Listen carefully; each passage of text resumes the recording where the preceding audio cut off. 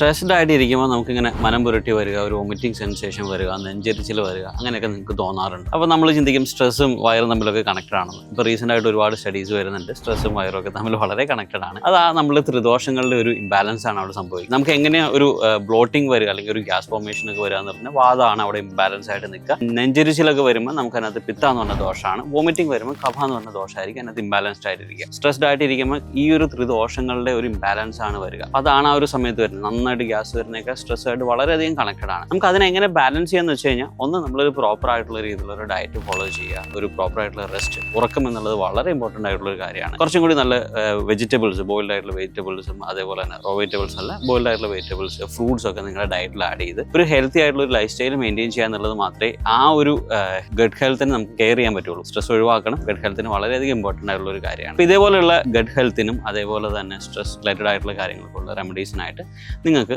എൻ്റെ അക്കൗണ്ട് ഒന്ന് ഫോളോ ചെയ്യാവുന്നതാണ്.